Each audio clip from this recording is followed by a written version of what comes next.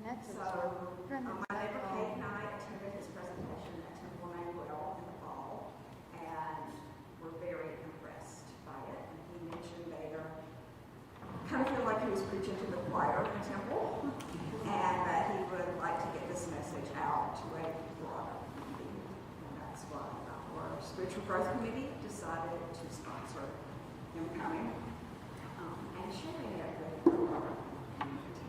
And I know we have people from other Presbyterian churches and people from a Catholic background, people from a Jewish background who are joining us today. So I want to tell you a little bit to see what his creds are. He has been awarded the Outstanding Educator Award from the Anne Frank Center for Mutual Respect, the Distinguished Service Award from the Georgia Independent School Association, 2017 Anti-Defamation League, a Goldstein Human Relations Award, Marisol's Faber McKinley Stabber Award. He was also Marisol's Gosweta Chair of Excellence and Educator of the Year by the University of Utah. In 2009 and 2016, he was named Georgia Outstanding Educator of the Year by the Georgia Commission on the Holocaust. He's a Mandel Fellow in the U.S. Holocaust Memorial Museum and a Lerner Fellow of the Jewish Foundation for the Righteous. So, does that sound like enough credit on this topic? And he's going to tell you about what he does on a day-to-day basis with students to bring people together. Thank you. Well, that's quite the introduction.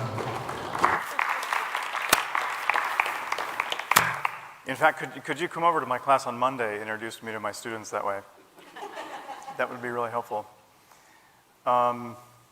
Is it possible for us to dim the lights in here? That would help a little bit. If not, it's okay. That's right. It just sort of happens, doesn't it? Listen, I want to begin by saying thank you to your community by inviting me to speak. It's a real honor. It's a real privilege for me to be here with you guys today. I am being invited into more and more communities across Atlanta to speak to this history, which is it's so important today for sure. And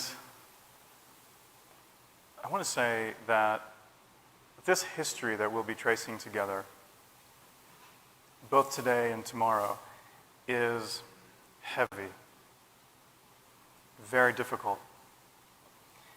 We'll be moving together down a path of real darkness, but I promise, certainly by tomorrow, I will work to bring us to a place of hope. Right, we need it, don't we? And there's reason to be hopeful, though you may find as this presentation continues, it may be really hard to get there. But we can get there. So I want to begin this afternoon by asking you to imagine that we could build for ourselves here, right in this beautiful sanctuary, a time machine. And we all pile in there, shoulder to shoulder, and we dial up the year, say, 1919, in the beautiful city of Munich in Germany. And then we press go, and poof, off we go. And we land just moments later in the famous Marienplatz, in the heart of that beautiful city. And so we get out and walk around, and we hit some of the side street cafes, get a cappuccino or two. And then we turn the corner down the Odeonplatz, and we come across a very old, medieval, very small synagogue. And we find that they are just about to begin a service, and so we go in. But at the exact same time, on the other side of Munich, there's a very, very different kind of meeting taking place.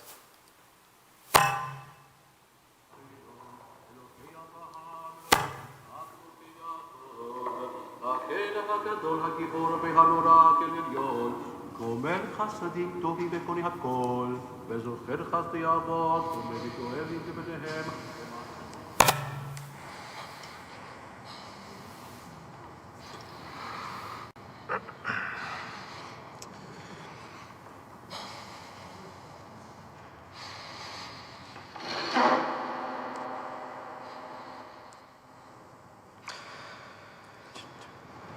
Today, I will address something central to my thinking. Today, I will address the Jewish question. Not long ago, I was strolling when I suddenly encountered an apparition in a black kaftan and black hairlocks. And my first question was, is this a Jew? And then the more I stared, the more my first question assumed a new form. Is this a German?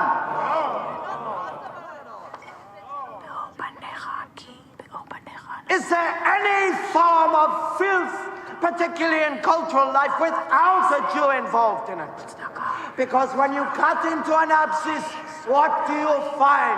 Like maggots in a rotting body. A kite! With the appearance of the first settlement, the Jew is suddenly at hand. The stranger is given a friendly reception. He soon becomes an active part of the economic life of the settlement. He begins to lend money. Now the Jew is a steady resident. Commerce and finance have become his complete monopoly. He begins a second phase, where he begins to emphasize his Judaism less and his Germanism more. Yes, he becomes, if you can believe it, Germanic. Culturally, he contaminates art and literature, theater, religion, ridicule, ethics and morality. Pissed on. German girls turned into whores. Whores! The Jew casts off his final cloak and becomes the blood Jew. The tyrant becomes the vampire of nations, the vampire of the people of Deutschland. Blood Jew! Blood Jew! Blood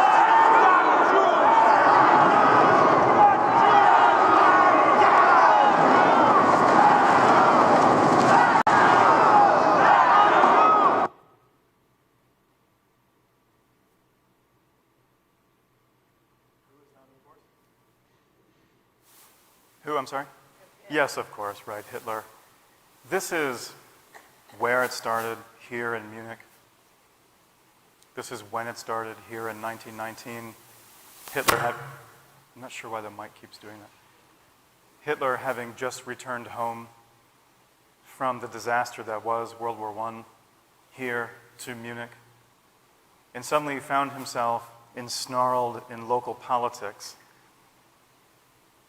This scene comes from a movie called Max, and it should be stressed or noted that the directors, or the director, the producers, and the writers of this film have gone to great lengths to reconstruct this famous moment in Hitler's life at this speech that he gave at the Hofbrauhaus, the second floor of the Hofbrauhaus, if you've been there in Munich, where Hitler became the Hitler of history.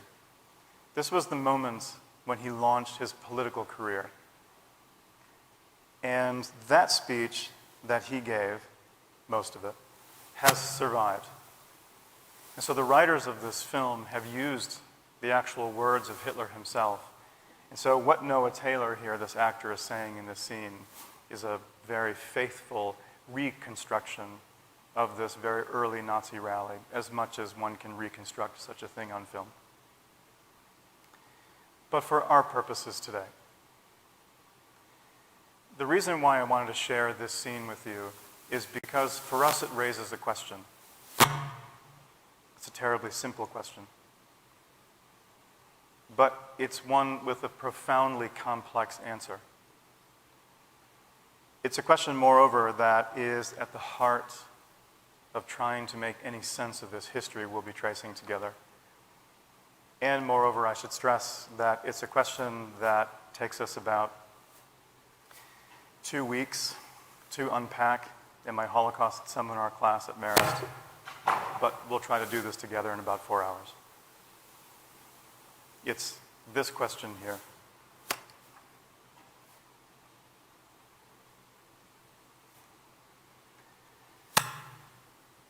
Right? Where does this come from?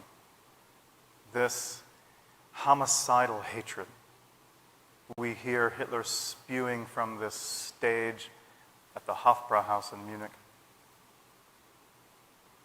No doubt you are all aware, I'm sure, that when you consider Nazi victimhood, you have to cast a very wide net to include all kinds of different groups. Homosexuals,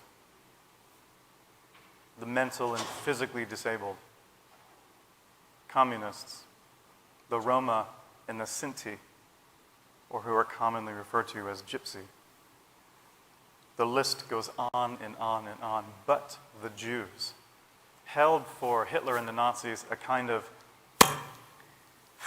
pride of place in their pantheon of hatred, as it were. And it kind of begs the question, why? Why was this hatred so central to Nazi ideology? It is sometimes surprising, for example, as students in my class to consider that there were actually very few Jewish people who lived in Germany at the time, comparatively so.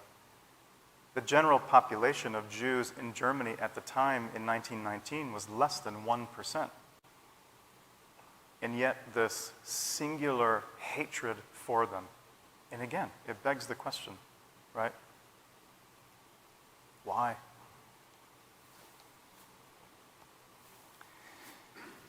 Let me share this with you. This is an extraordinary photograph, especially if you consider its implications.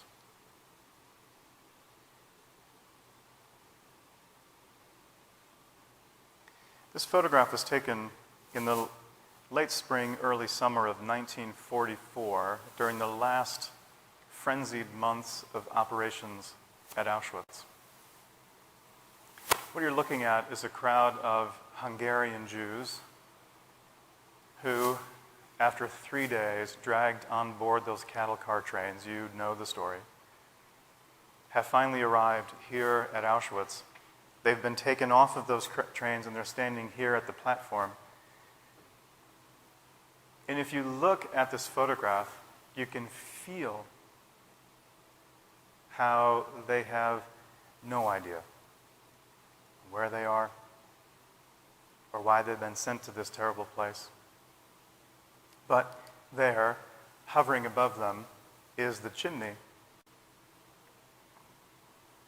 to the gas chamber crematorium complex number 2 of 5 built in total at Auschwitz, where within about an hour, some 90% of these arrivees will be,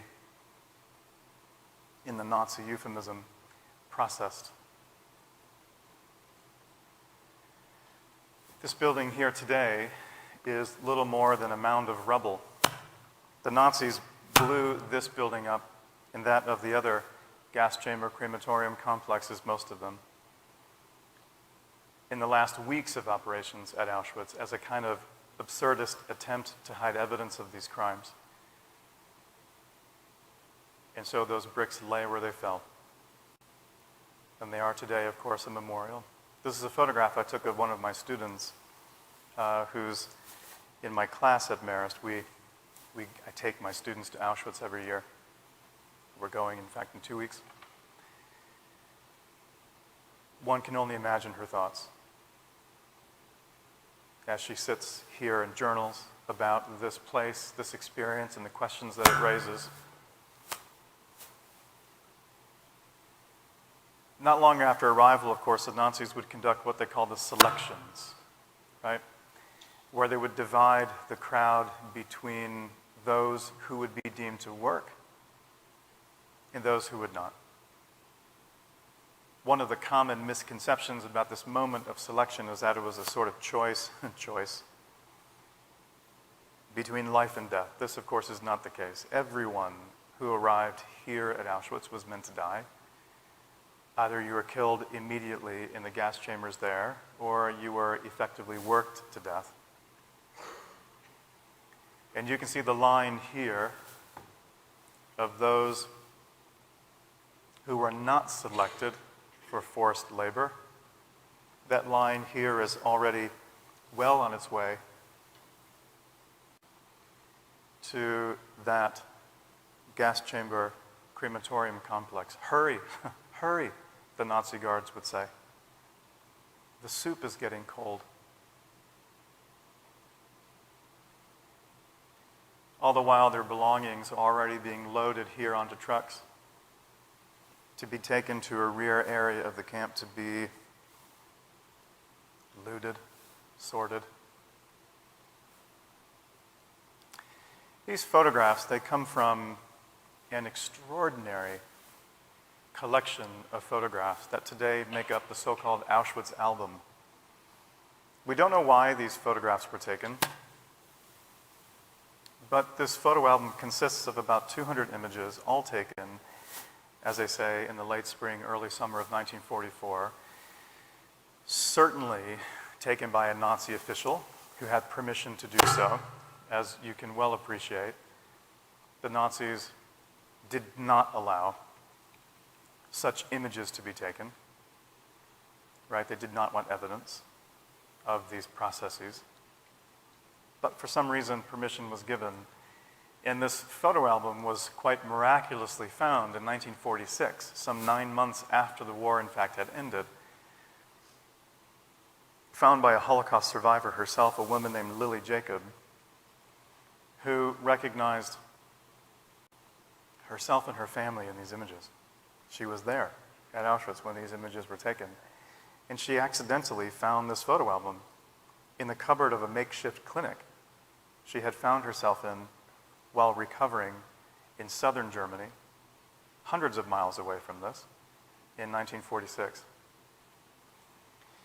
Lily Jacob has since donated this photo album to the world's preeminent Holocaust Institute and Museum, an extraordinary place in Jerusalem called Yad Vashem, where, of course, these images are very carefully cared for by their team of archivists, because these images,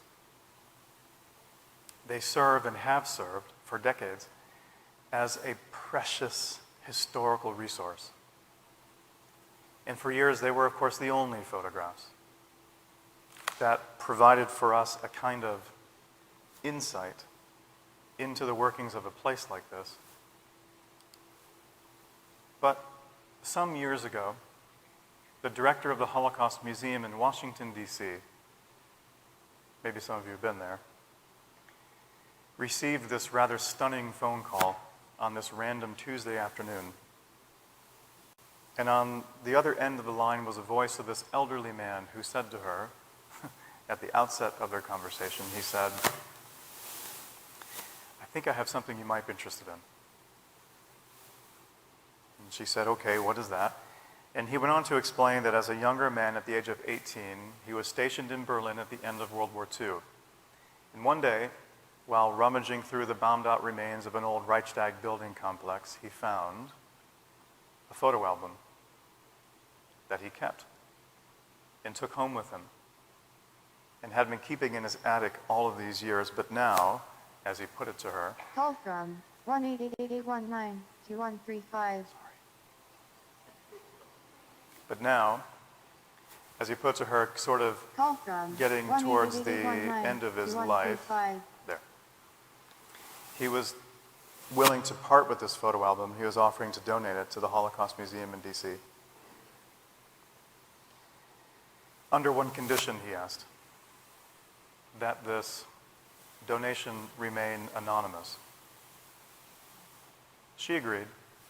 And just a couple weeks later, this now second photo album arrived at her desk. And it didn't take long for her team of historians to go over this photo album to determine that this was now a second collection of photographs, all taken at Auschwitz, at the same time as those of the so-called Auschwitz album. But this photo album is very different. Instead of a collection of photographs depicting the victims of Auschwitz, this is a collection of photographs depicting the perpetrators. That is to say, those who worked there. And when you look at the images inside, they are unbelievable.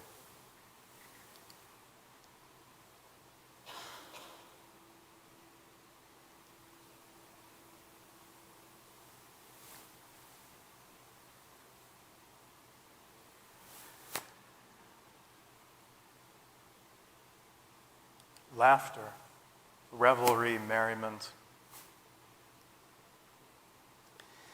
You know, in my... Do I need to adjust that mic?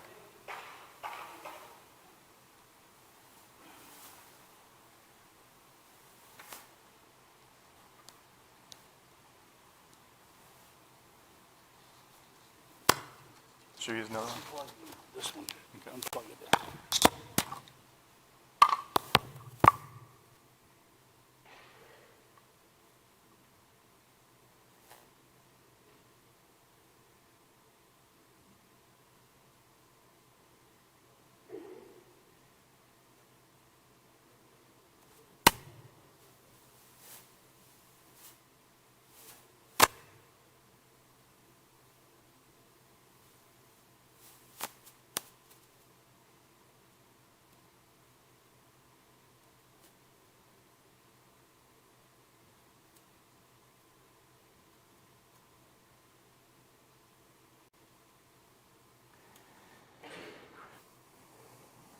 So,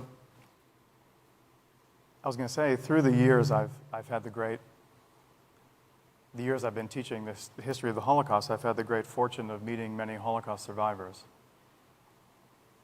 Many of them live here in Atlanta, of course. Many of them survived Auschwitz. And all of those survivors who I've spoken to through the years, those who survived Auschwitz, they have all attested, all of them, not to put too fine a point on this, but they have all attested to me that the smell of burning bodies hung, as one survivor put it to me, like a dense fog over that place, 24 hours a day, 7 days a week. That is what they're breathing in. I mean, how do you explain that? Image after image of these laughing, smiling faces, singing songs, playing an accordion. They actually built something of a retreat facility off the campgrounds of Auschwitz, which they call the Solohoita, named after the river that flows nearby, where workers could relax after a day's work. Here is a photograph of SS Untersturmführer Karl Heuker, in fact, the former owner of this photo album, shown here, second in command at Auschwitz, enjoying blueberries with his female secretarial staff at Auschwitz. We know this because of his many handwritten captions found underneath many of these images. Reclining here at the Solohoita with their children. And here's Heuker here, reclining on the deck of the Solohoita with that smile on his face. Well, he's been doing this all day. And again, it begs the question, right? Like, where does this hatred come from?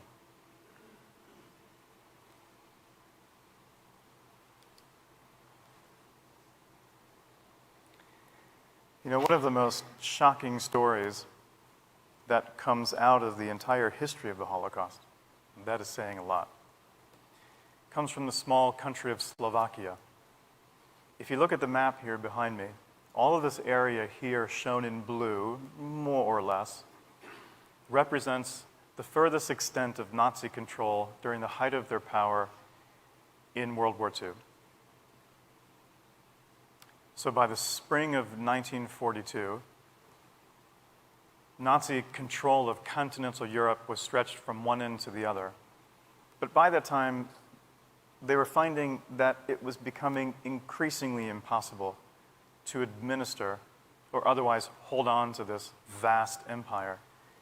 They were, for example, experiencing a great many acute shortages of various things needed to continue with the war effort. In fact, as we know, these shortages will, in the end, be their undoing. And so it was here in the spring of 1942 when Nazi diplomats were dispatched from Berlin to visit the capital cities of all of Germany's major allies to make various demands for things needed for the war effort. And so it was in the spring of 1942 when Nazi officials showed up here in the country of Slovakia, in the capital city there, Bratislava. And they sat across the negotiating table with President Josef Tiso of Slovakia, and they made these various demands. Among them, they demanded 20,000 male laborers between the requisite ages to be taken into Germany and dispersed into various industries where labor was needed for the war effort. President Tiso then asked these German officials if they would consider taking 20,000 Jewish male laborers. There were at the time about 90,000, according to demographic records, about 90,000 Jewish people who lived at the time in the country of Slovakia. These Nazi officials said, fine, 20,000 Jewish male laborers. You, they said, you arrest them. You hold them in your own local internment camps, and when the time comes, we will send them trains, and we will take them from there. To this, President Josef Tiso then said to the German officials, he asked if they would consider taking their wives, their children, their parents and grandparents. And this request to take the women and the children and the elderly was made at a time when Auschwitz was already becoming fully operational, and they knew what was happening there. And they knew, moreover, that the trains carrying the men would be displaced into German industries, but the trains carrying the women and the children and the elderly would be sent directly to Auschwitz, where, of course, they would be murdered immediately upon arrival. Somewhat surprisingly, these Nazi officials said no. They would not take the women, the children, and the elderly. Slovakia's time hadn't come yet. President Tiso then asked this. Would you reconsider, he asked, taking the women and the children and the elderly if we agreed to pay you 500 Reichmark apiece for each person taken above the required 20,000 laborers? Somewhat taken aback, these Nazi officials turned to each other, momentarily conferred, turned back to President Tiso, faces wreathed in smiles, and said, yes, you have a deal. Contracts were drawn up and signed. Those contracts were found after the war. This is why we know this history. And here you have a case in point of an independent foreign country well outside of Hitler's Germany willing to pay Hitler to murder their own Jews.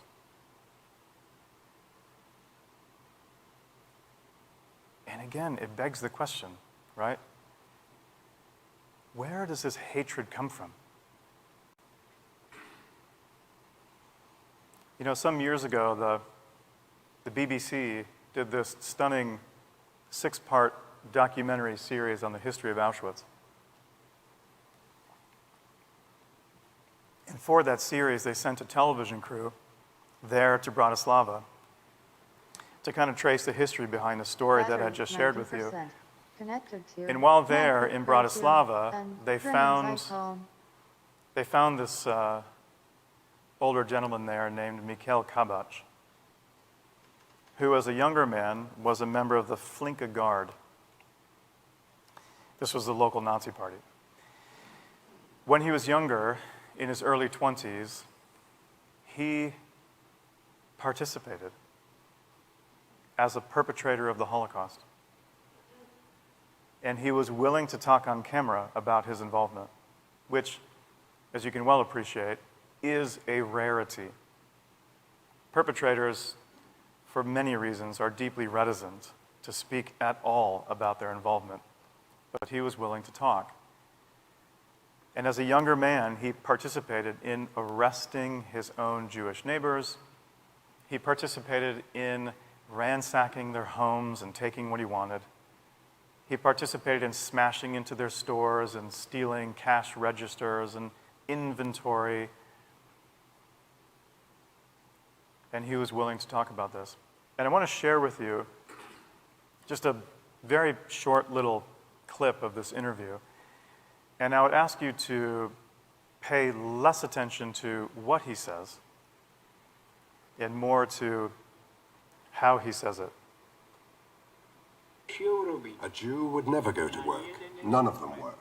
They only wanted to have an easy life.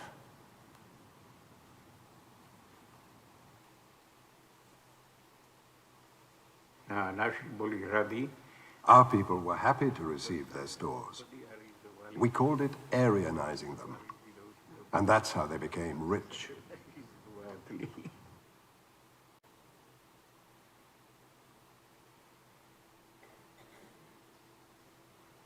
And there's that laughter again. I mean, this is a man who has had a lifetime to reflect on his involvement in one of the greatest tragedies in human history. And he's laughing about it.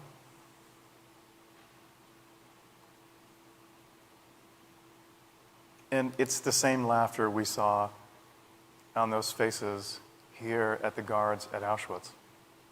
I might say, it's the same smiles we saw on those faces who marched through downtown Charlottesville, chanting, "The Jews will not replace us."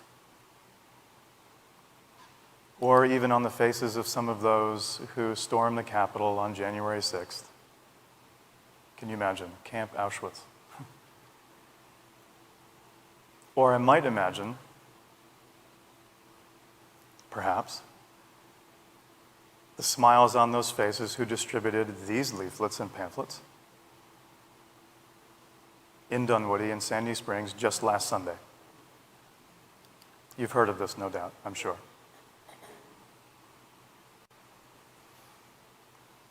Each pamphlet individually wrapped in its own plastic Ziploc baggie, weighed down with corn kernels so they might not fly away.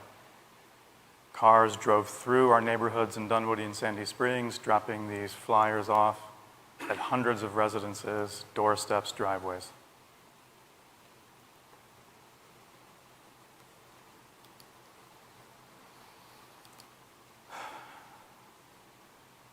So this question,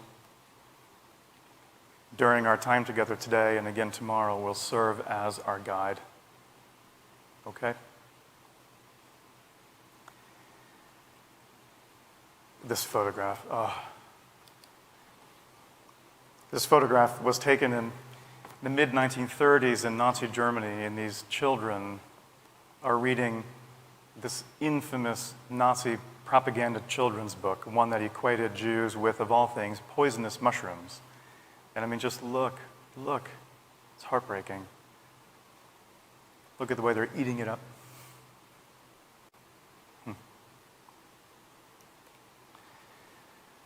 Well, let's begin.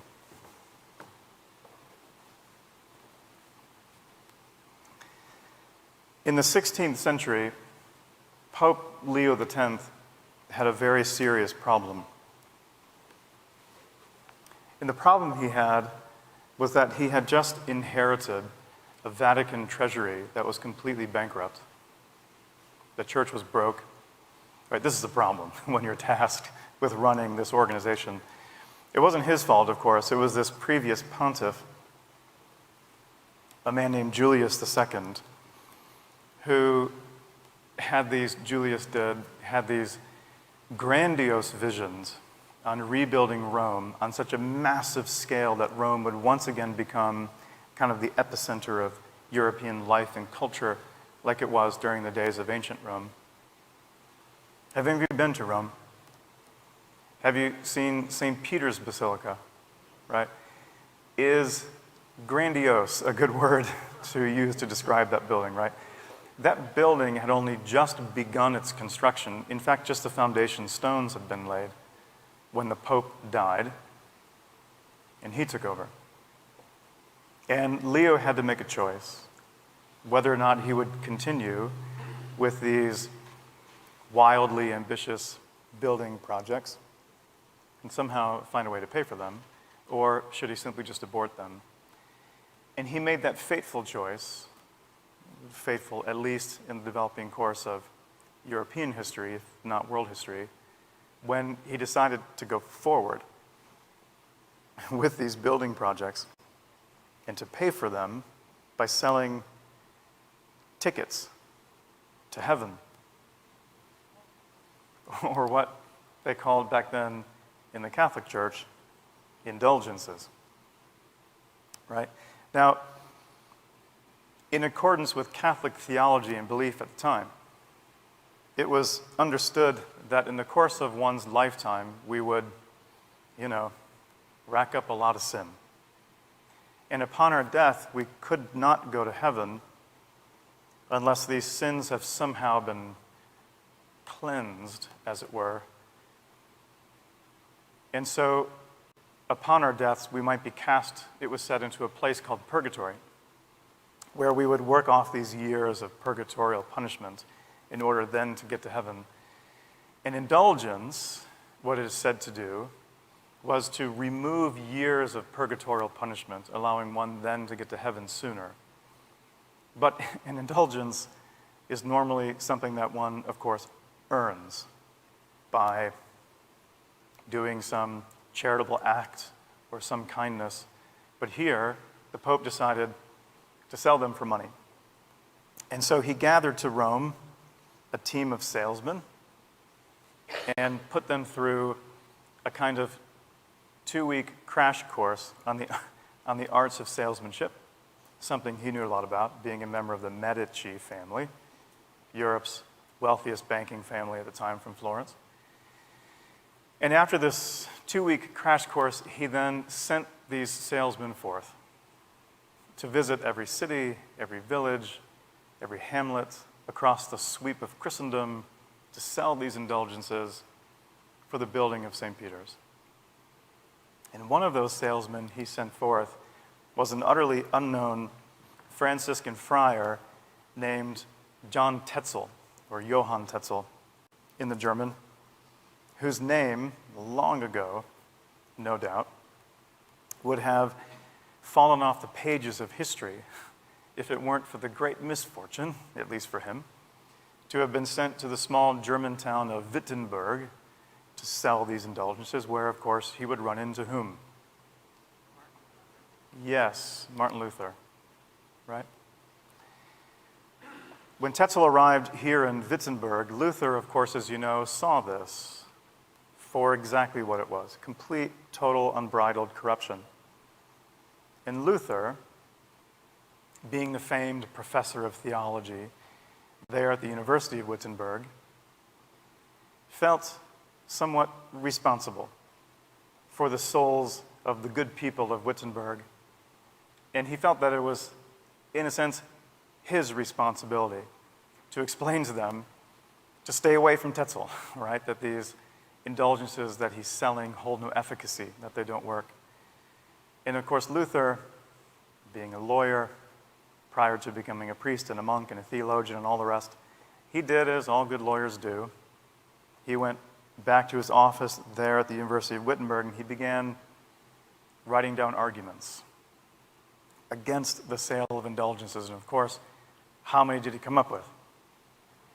Yes, world history scholars, right? Luther's famous 95 Theses, which tradition tells us he nailed onto the church door at the Cathedral of Wittenberg as a kind of invitation for debates, right? He nailed it, my students say. I can't get that pitch. Thus beginning what today we call the Reformation, right?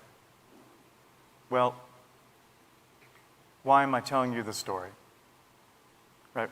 What does this have to do with our guiding question? Well, for our purposes this afternoon, it's highly instructive to note that Luther, who was generally regarded as the most important late medieval theologian, was therefore a man who was very careful with his language. What he said, he meant. What he wrote, he meant. And when you read his writings that have survived from this period, you can feel the intensity with which he is imploring the people of Wittenberg to stay away from Tetzel. And when you read his writings, time and time again, he refers to Johann Tetzel as a Jew.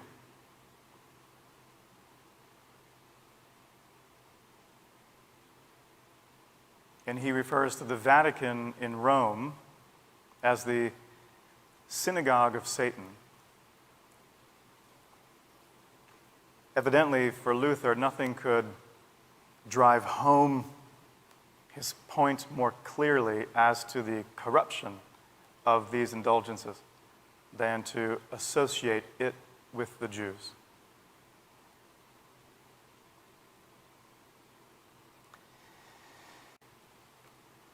You know, not long after posting his 95 Theses, of course, Luther found himself in the middle of a maelstrom, which, again, is we call the Reformation today. And he became quite famous, right? People overnight began calling themselves Lutherans, right? Which embarrassed him at first anyway, then he got used to it. And he was finding that people were often writing to him, asking Luther for his advice on a wide array of matters, something of the Endlanders of sorts. And he would often take the time to write back to them. And Luther was receiving, particularly towards the latter years of his life, a lot of requests from the lords and princes who lived throughout the scattered domains of what was then known as the Holy Roman Empire, today mainly Germany. And these lords and princes were asking Luther for his advice on what they should do with the Jews who lived in their domains. At this time, in the 16th century, Jewish people had lived in scattered communities across the whole of Central Europe for several hundred years.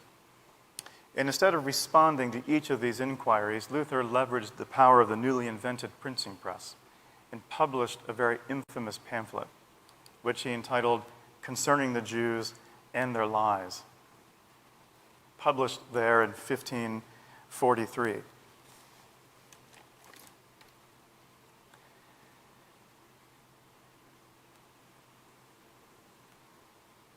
Let me read for you.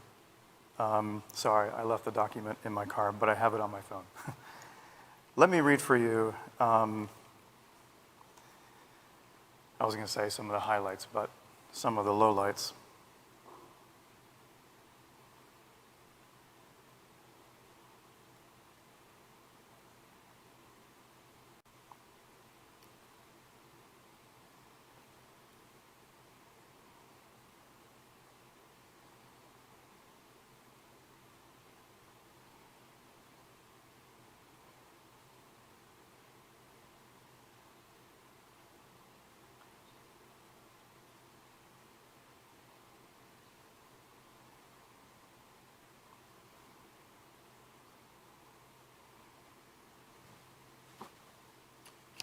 I apologize. It's not on my phone. Let me grab this in my car. I'll be back in 2 minutes. Sorry, you guys. I apologize.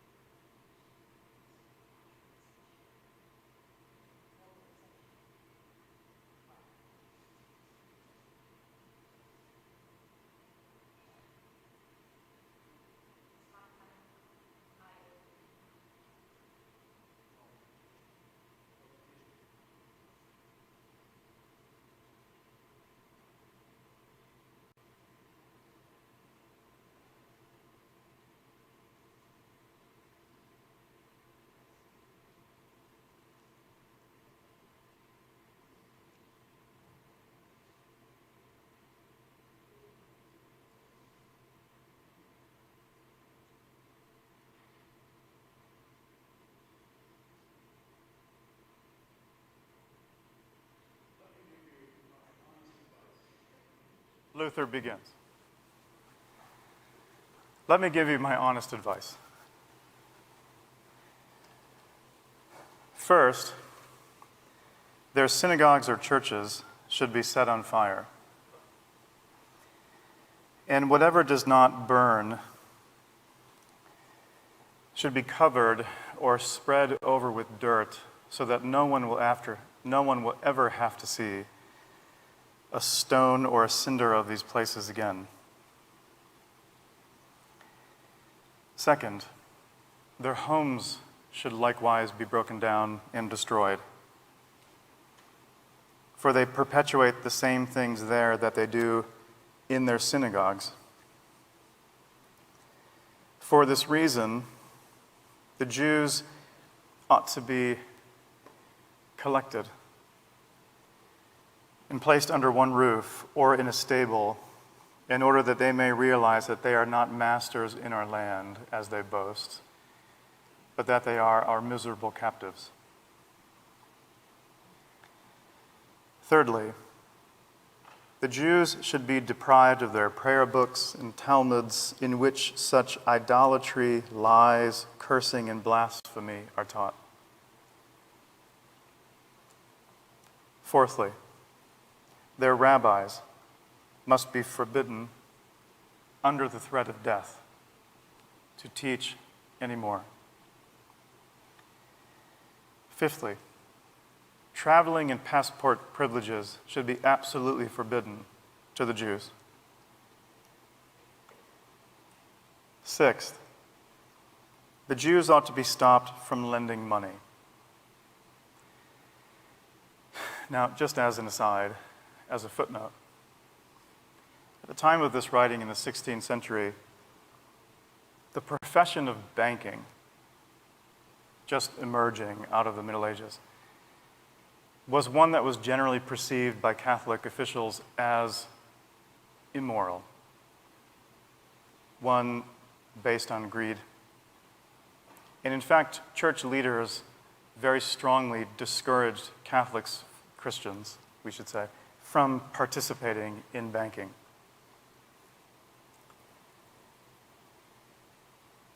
Of course, to be sure, all of Europe's wealthiest bankers were Christians, such as the aforementioned Medici, but nonetheless. And at a time when Christians were discouraged from participating in this profession, Jews were largely legally restricted from participating in most major professions at the time. They could not, for example, join local guilds. In many communities across the whole of Europe, they were legally not allowed to own land. They couldn't participate in other common professions, but in some communities, such as those in Central Europe, here, Jews were allowed to participate and to become small-time money lenders. And so Luther says, sixth, the Jews ought to be stopped from lending money. and all their cash, invaluable of silver and gold, should be taken away from them and put aside for what Luther calls safekeeping.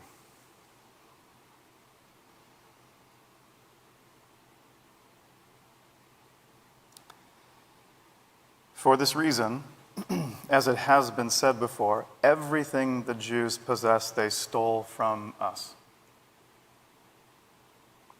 7. Let the young Jew and the Jewess be given the flail, the axe, the hoe, the spade, the spindle, and the distaff, farmers' tools, and make them earn their bread by the sweat of their noses. For it is not proper that we should work away the day while they idle away the day at the fireside in laziness, feasting, and display. However, if we are afraid that they may harm us personally, or our wives or our children, then let us apply the same cleverness as so many nations have already done, such as France, Spain, Bohemia, and let us just drive them out of our lands for all time. For, as it has been said, God's rage is so great against the Jews that they only become worse when we are kind. Therefore, away with them. To sum up, dear princes who have Jews in your domains, if this advice of mine does not suit you, then find a better one, so that you and we may all be free of this insufferable, devilish burden, the Jews.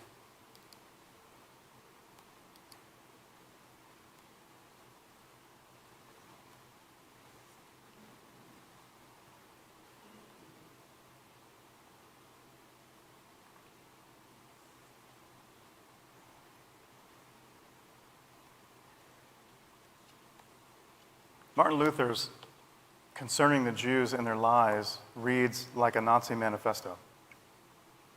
Right? I mean, everything he's advocating for here the Nazis would do centuries later and more. My students at Marist often ask me, was Luther's advice followed? Overwhelmingly so, yes. But looking at Luther's Concerning the Jews and Their Lies does very little to help us answer our guiding question. Again, that question being, right, why the Jews? But it does illustrate, hence my point in having us look at this afternoon. It does illustrate that the kind of hatred we began with, watching Hitler spew from that stage in Munich, that hatred is very old and runs very deep in European life and culture. Long predates the Nazi era. But again, it begs the question, right? Where does this hatred come from? Well, to get at that question, I think we need to get at this one, right? If we can identify where we first begin to see a deep, bitter, caustic hatred towards the Jews because of their Jewishness, if we can properly identify when it starts, then we can leverage the tools of the historian and analyze the historical context of the time to answer, of course, why. And when I raise this question with various audiences, be they Christian or Jewish or secular, non-religious, very often I'll receive one of these responses. People will talk about these very real historical epics and times of tremendous suffering on the part of the Jewish people. They will talk about slavery in Egypt, or the Assyrian exile, or the Babylonian captivity, or the Persian, Greek, and Roman conquests. Again, very real epics of tremendous suffering. But I would argue that these are not good answers to that question. That is because, in my view, these are not classic examples of what today we might call anti-Semitism. That is to say, for example, the Egyptians did not enslave the Jews because they hated Jews. Right? The Egyptians enslaved the Jews because they had an acute labor shortage and they needed their pyramids built. And moreover, they were enslaving a whole host of other minority groups as well. The Roman conquest of Judea is, I think, an even greater case in point. Do you remember from your own high school world history classes, do you remember how massive that Roman Empire had gotten? Right? It spanned across the entire Mediterranean world. It would be nonsensical to argue that the Romans conquered Judea because they hated Jews, right? They conquered Judea simply because they were extending the ever-growing borders of their empire. So, if these answers don't work, then what does? Well, the more you trace this history, the more you peer into this abyss, the more you begin to find some of the clearest, most obvious expressions of a deep, as I say, caustic and bitter hatred towards the Jews because of their Jewishness, with the rise of Christianity. And saying that in a place like this should give us pause.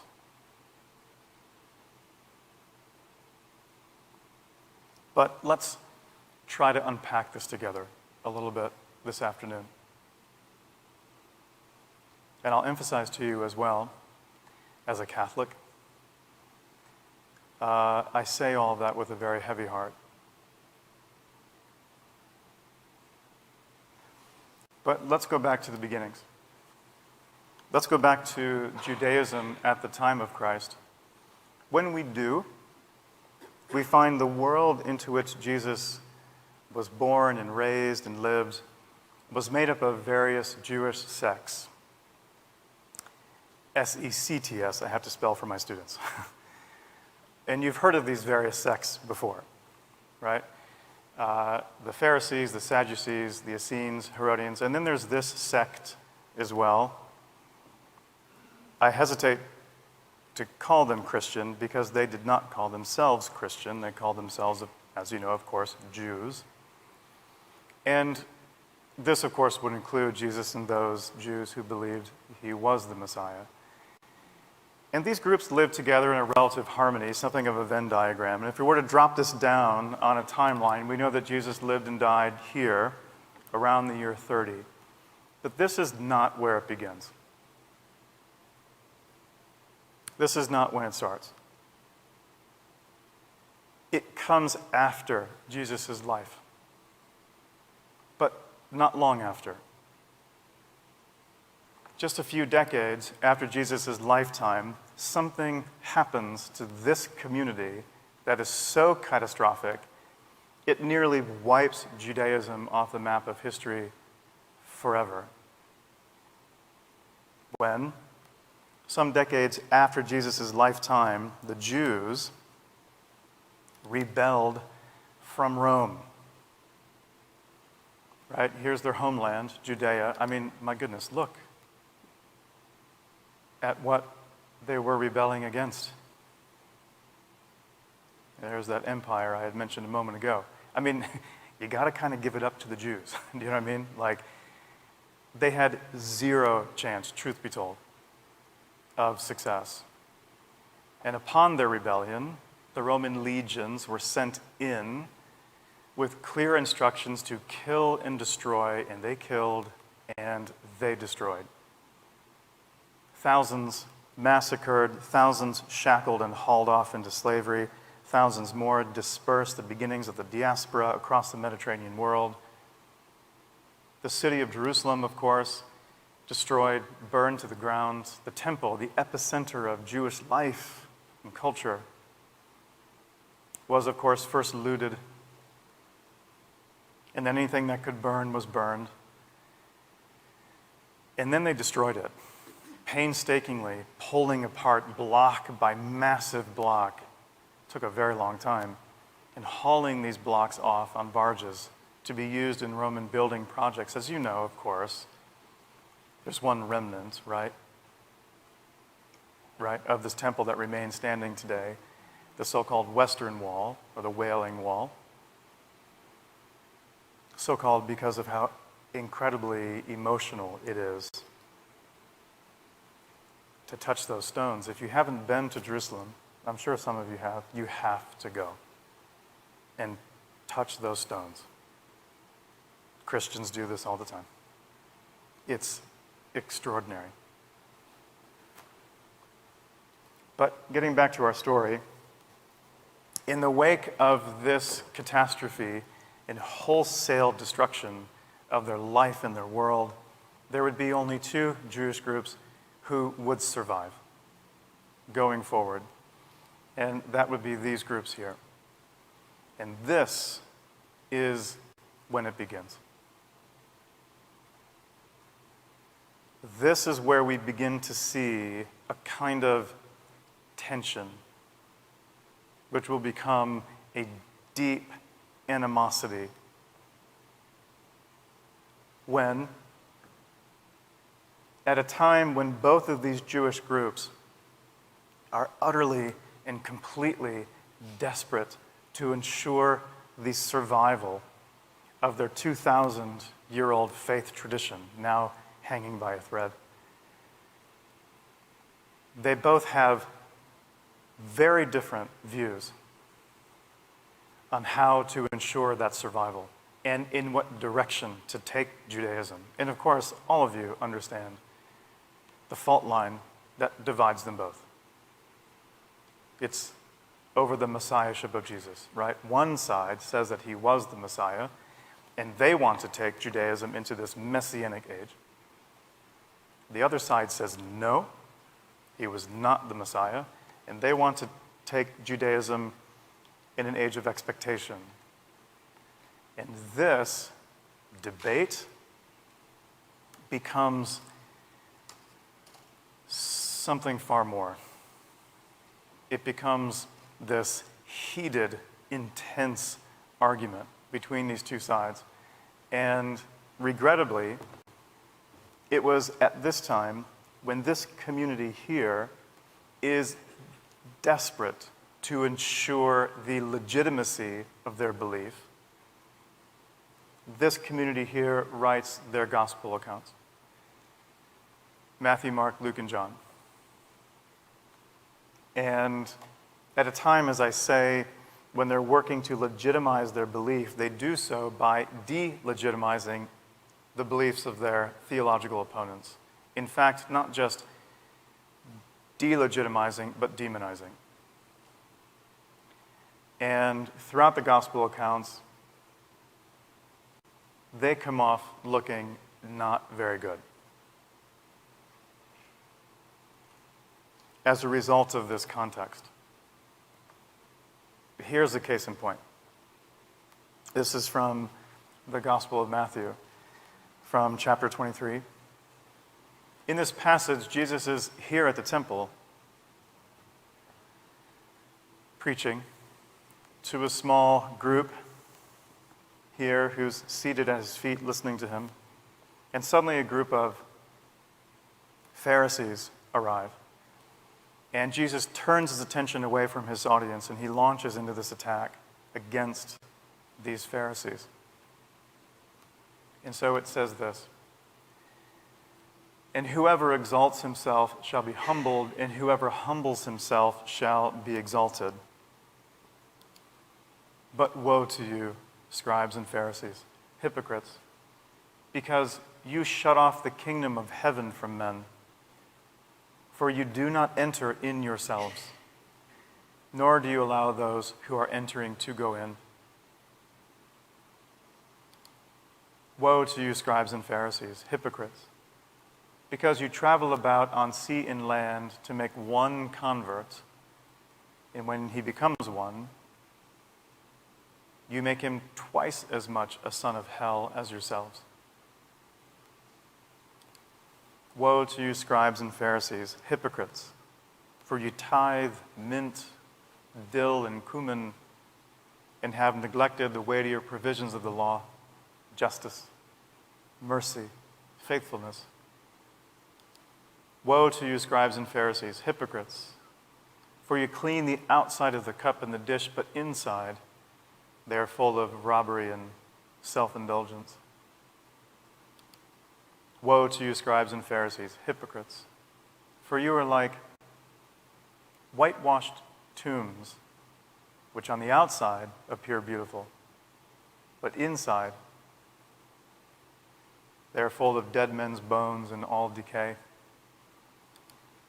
Consequently, you bear witness against yourselves that you are sons of those who murdered the prophets. You serpents, you brood of vipers, how shall you escape the sentence of hell?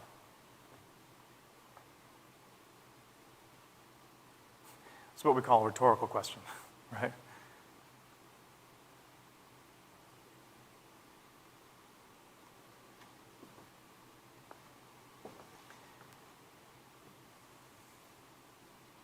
Biblical scholars today, certainly within the Catholic community, popes, bishops, respected theologians, have all said that we understand that passages like this one and others found in Matthew are not representative of Jesus' teachings. His theology is essentially Pharisaic, that is to say, Jewish. Instead, what we're hearing in passages like this is an argument being put forth by an early Christian community, locked, as I say, in this debate with their Pharisaic opponents.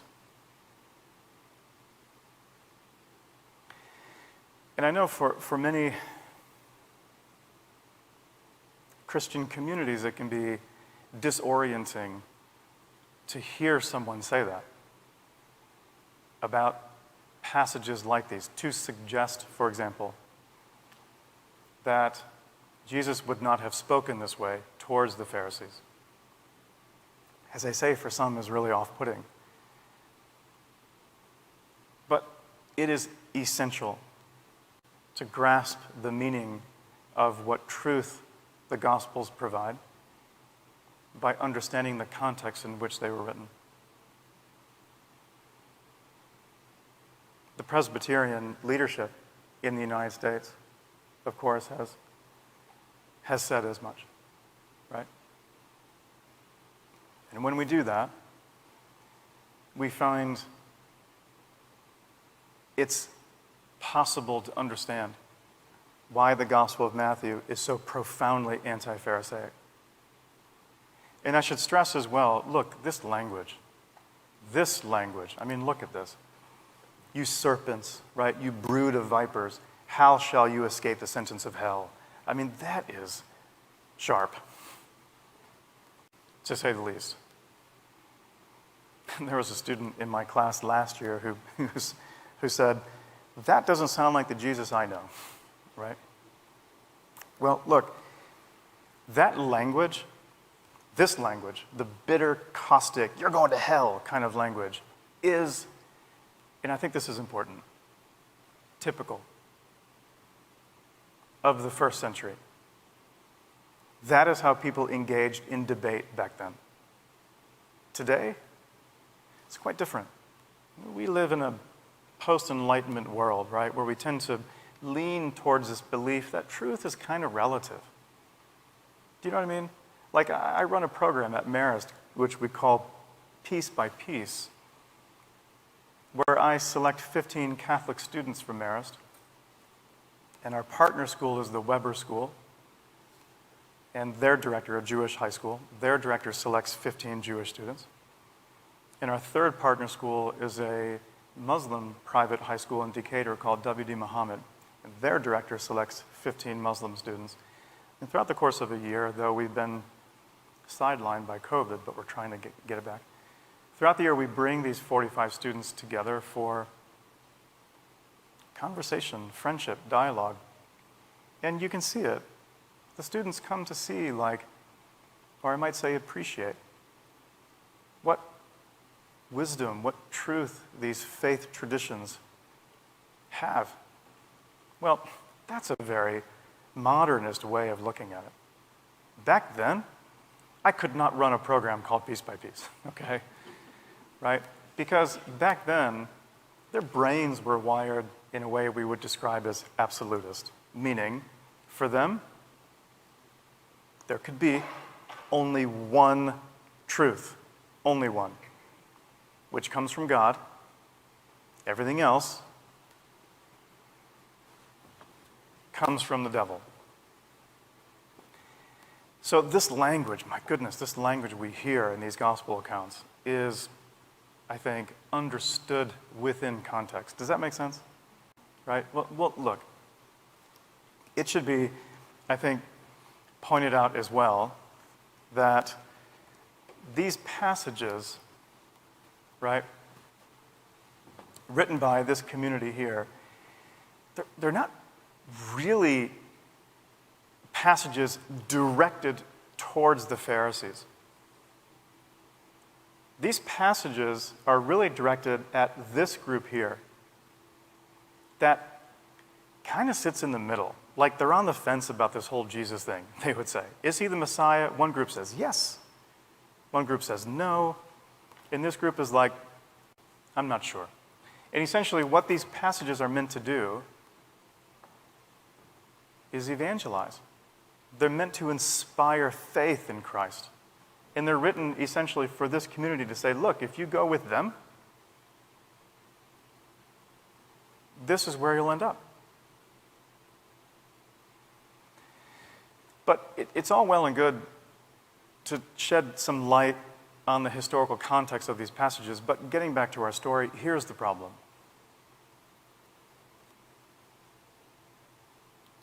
If you look up this word in Webster's dictionary today, I mean, guess what definition you get? The Pharisees were not self-righteous hypocrites. They were just Jews who did not believe Jesus was the Messiah, like Jews who live in our community today. And this accusation is a false one. But of course, it becomes gospel.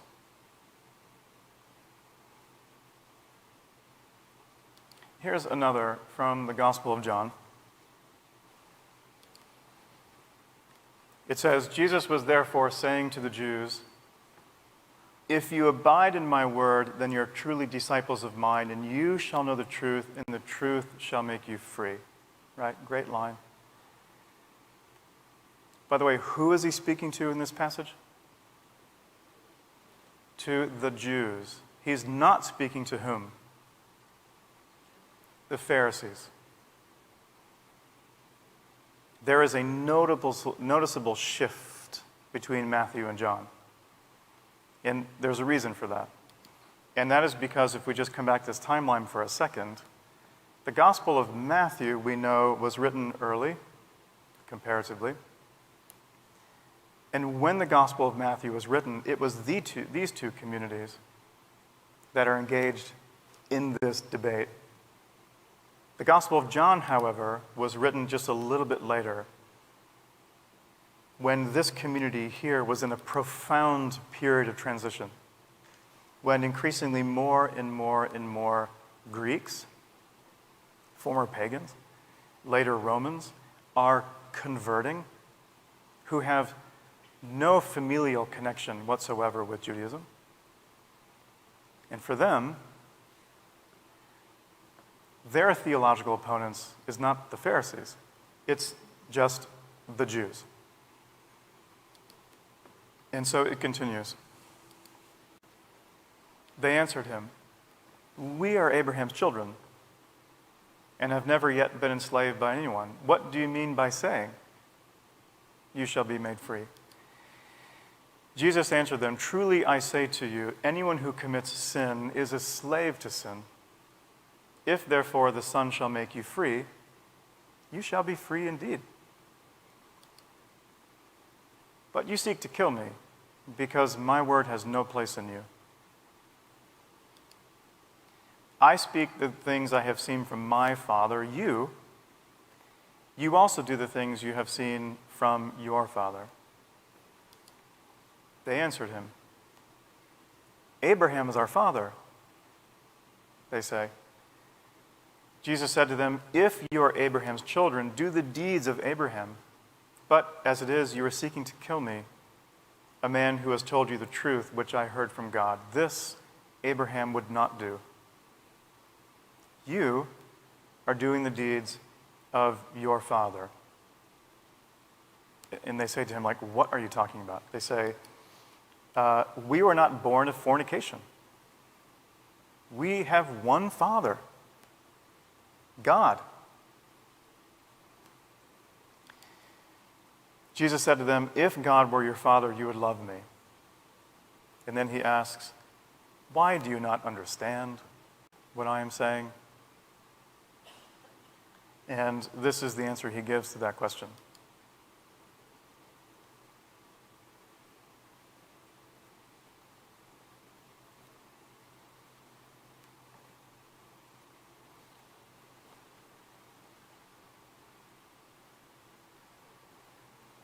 It is because you cannot hear my word. You are of your father, the devil, and you want to do the desires of your father. He was a murderer from the beginning and does not stand in the truth because there is not truth in him. He who is of God hears the word of God. For this reason you do not hear them, because you are not from God. Now, again,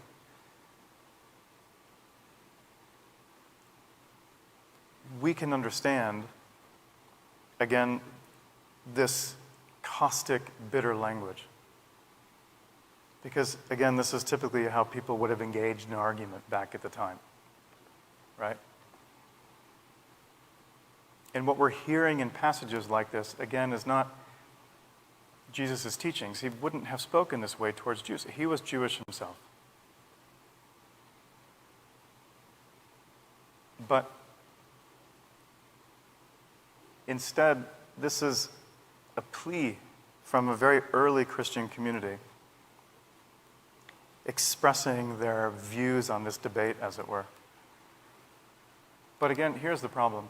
If we just go forward a little bit in time, a little bit further, this community has now severed itself from Judaism altogether. And now you have really, really important Christian theologians who are now reading these texts and studying them and preaching on them. People like the very important St. John Chrysostom from the 4th century. And he read that very passage that we just looked at together at Mass on Sunday, and then preached this from the pulpit at the cathedral there in Constantinople.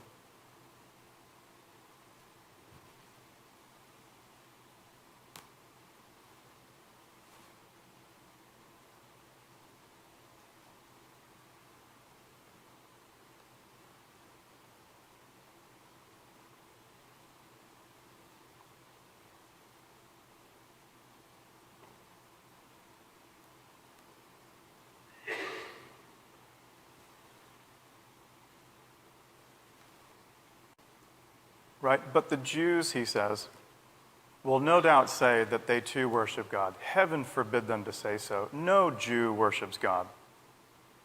Who says so? The Son of God. If you knew my Father, he says, you would know me too. But you neither know me nor do you know my Father. And he asks, what sort of evidence can I produce that's more trustworthy than the gospel? He asks. If then, he says, the Jews don't recognize the Father, if they crucified the Son, who wouldn't be bold enough to declare that their synagogues are the resting place of demons?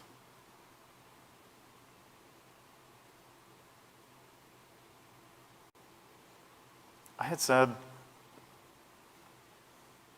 earlier, I think I put it to you this way, that we begin to find some of the clearest, most obvious expressions of a deep hatred towards the Jews because of their Jewishness, I said, with the rise of Christianity, right? This is a case in point. And what Chrysostom is saying here is typical of what theologians, priests, and others were saying at the time. In this question, he asks, again, somewhat rhetorically, when he says, what sort of evidence can I produce that's more trustworthy than the gospel? Well, I mean, I would argue, this wouldn't surprise you, as a Christian myself, I would argue that the Gospels are trustworthy. There's a reason why these Gospel accounts, these narratives, perhaps not the ones that we've looked at this afternoon, but there's a reason why these stories that we find in the Gospels endure, right? People have read Matthew, Mark, Luke, and John for centuries, and they have found revelation, they have found truth, they have found inspiration for forgiveness, for service, for encouragement, submission, acceptance. But it would surprise none of you to hear an educator say that at times in the flow of human history, the Bible has been used to justify hatred. We live in Georgia. It wasn't all that long ago, here, where people quoted the Bible to justify slavery. It's sometimes used to justify homophobia and oppression of women, it's been used for. And here, what I think we would call anti-Semitism. But I would argue that the Gospels were never written meant to inspire hatred. If they were, I don't think I could call myself a Christian.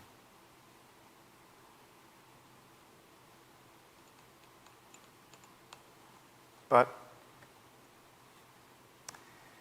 not to be outdone, here's Martin Luther now preaching on the same passage as Chrysostom now 1,000 years later.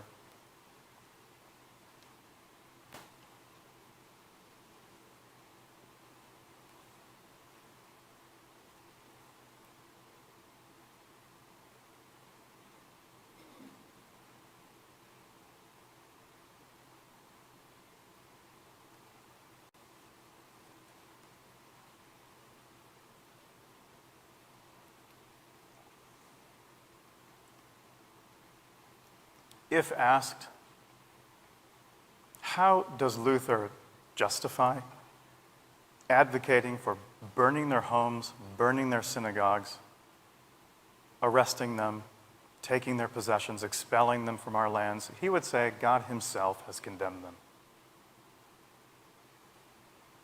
Luther has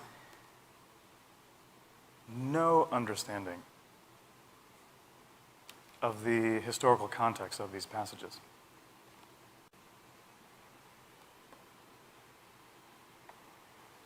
Well, getting back to our story, in these early decades of Christianity, this community here would develop two ideas. We will call them the dual myth.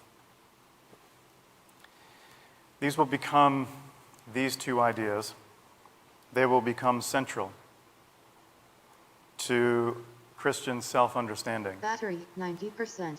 Connected to MacBook Pro 2 and Brendan's iPhone. And they're two ideas that will become, regrettably, something like pillars upon which a nearly 2,000-year-old tradition of Christian anti-Judaism would be built. The first of these two ideas comes from a story, and it's a story that, for those of us who identify as Christian, we are all so familiar with. I could ask any one of you to come up and recount the story. I won't do that. Instead, it's this story here.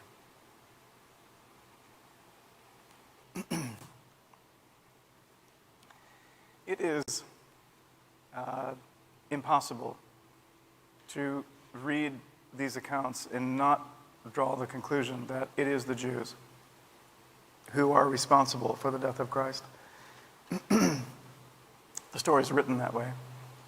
And we have, for example, all these details found. This is just in Matthew, for example, that we saw in the piece. Pilate said to them, "Whom do you want me to release for you, Barabbas or Jesus, who is called Christ?" Right? And they all said, "Crucify him, crucify him." And he said, "Why? What evil has he done?" And they shouted all the more, saying, "Crucify him." And when Pilate saw that he could do nothing and that a riot was starting, he took his water and washed his hands before the crowd, saying, "I am innocent of this man's blood," right? See to it yourselves. Then there's this line found only in the Gospel of Matthew, and it's a line that will bring more suffering on the part of Jewish people for centuries. It's this line here.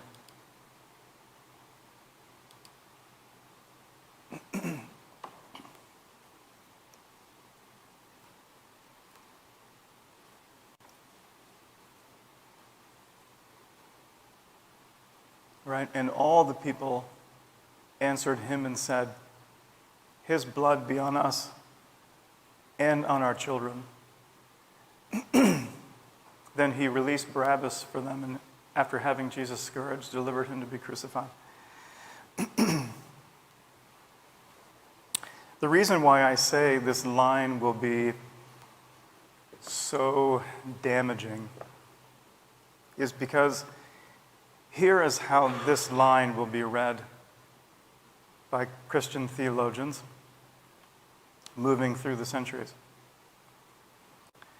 Christian theologians will interpret this line to say, "His blood be on us and on our descendants," meaning all Jews who have ever lived and will ever live. They are collectively responsible for the death of Christ and must therefore be punished for it.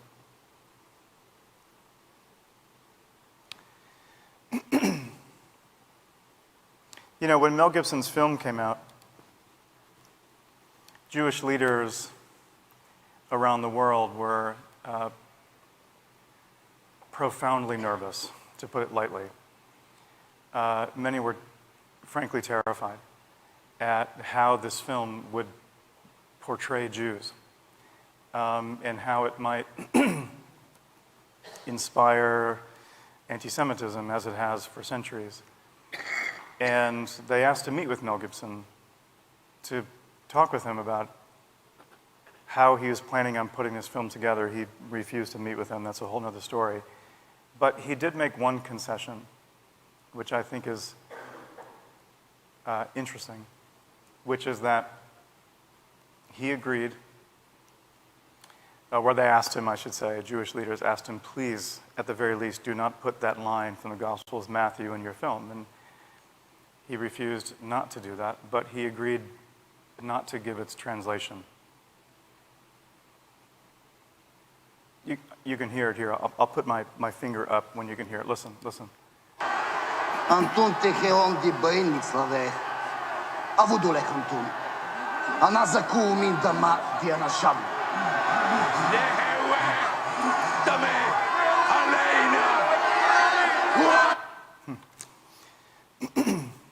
At any rate, the particular manner in which that story is told would give rise to the first of these two myths, which said that it is the Jews who are responsible for the death of Christ, known in academic circles as the myth of deicide. Suicide, the death of oneself; deicide, the death of a deity.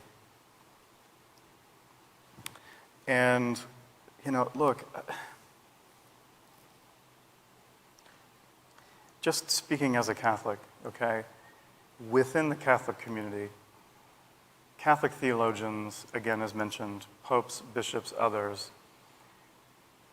they recognize quite comfortably that there are details found throughout the gospel narratives that are not meant to be understood historically. And this does not diminish the authority of the Gospels. It's meant to help us understand a richer meaning behind them. And so, for example, you would hear a Catholic theologian say that it's impossible to imagine the crowd shouting back to Pilate, "His blood be on us and on our children," right? The Catholic Church recognizes today that the writers of these gospel narratives, Matthew, Mark, Luke, and John, they understood themselves to be theologians, evangelists, and they were writing to inspire faith. They did not see themselves as historians. Now, to be sure, of course, there is much throughout these accounts